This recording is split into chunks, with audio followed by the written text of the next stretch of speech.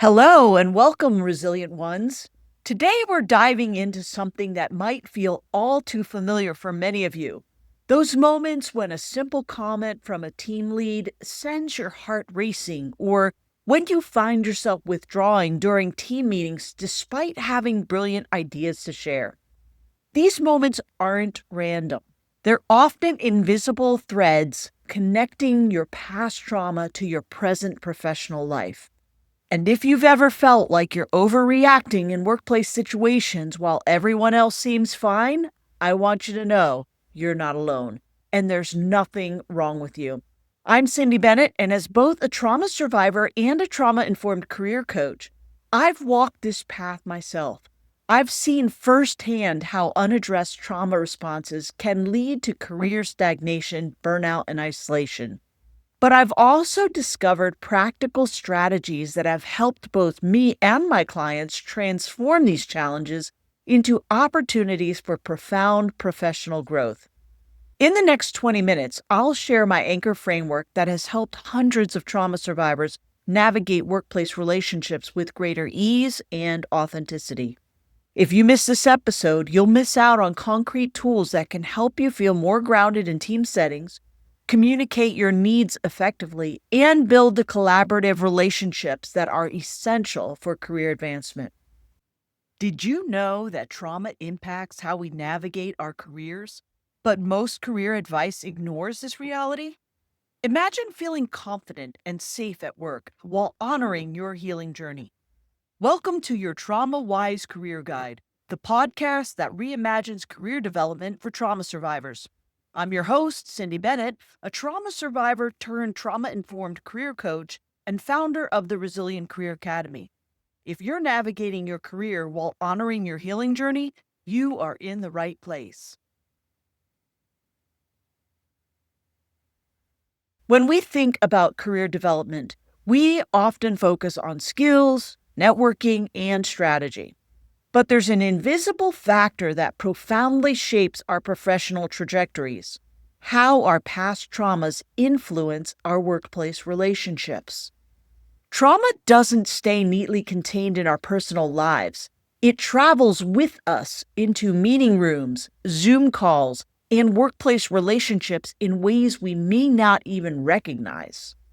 For instance, you might experience heightened threat detection, where your brain perceives a manager's feedback as dangerous, triggering fight, flight, and freeze responses that seem disproportionate to others.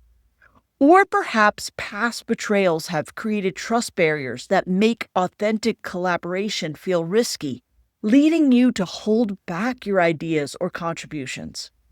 Many of my clients describe communication challenges where trauma impacts how directly they express their needs or boundaries, creating misunderstandings with teammates.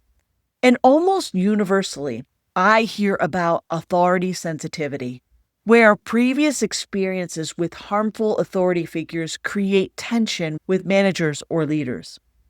When these trauma responses go unrecognized, they can lead to isolation, burnout, and career stagnation, making this far more than just a personal issue. Building awareness around how trauma affects workplace dynamics isn't just about emotional well-being. It's a critical career skill. Here's why. Number one, career advancement fundamentally requires relationship navigation. The uncomfortable truth is that promotions and opportunities often depend on how effectively you build collaborative partnerships, not just your technical abilities. Number two, innovation demands psychological safety. Teams create their best work when members feel secure enough to take risks and share ideas without fear of humiliation or rejection. Number three, leadership development starts with self-awareness. Understanding your own trauma responses builds emotional intelligence, increasingly recognized as a key quality for effective leadership. And number four, workplace resilience. Your ability to navigate challenges without burning out depends on recognizing trauma triggers and developing strategies to stay grounded during difficult team situations. Understanding the impact of trauma on workplace dynamics is powerful, but knowing how to transform that awareness into action can feel overwhelming. Many of my clients ask, now that I see these patterns, what do I actually do differently? When they're in the middle of a triggering team meeting or receiving feedback that activates their trauma response, theoretical understanding doesn't always translate to practical strategies. This is where a structured approach becomes invaluable. Through my work with trauma survivors navigating complex professional environments, I've developed the Anchor Framework, a practical roadmap that acknowledges both the challenges of trauma responses and the realities of workplace expectations. A stands for awareness. Begin by noticing your own emotional responses in team settings. When do you feel defensive, shut down, or activated? These reactions often point to trauma triggers that are being stimulated. N is for naming the pattern. Identify recurring patterns in your team interactions. Do you always feel undermined in group meetings? Do you struggle with certain personalities? Naming these patterns without judgment is the first step toward changing them. C represents compassion practice. Extend compassion both to yourself and colleagues. Remember that difficult behaviors often stem from someone's trauma response, not personal attacks. This doesn't excuse harmful actions, but provides context for understanding. H highlights healthy boundaries. Trauma often impacts our ability to set and maintain appropriate boundaries. Practice communicating your needs clearly, like, I need time to process this feedback before responding, or I'm available for this project between these hours. O encourages open communication. Develop scripts for difficult conversations that might trigger trauma responses. Practice these beforehand so that you have tools ready when emotions run high. And finally, R stands for regulated responses. Create a personal toolkit of grounding techniques to use when triggered in professional settings.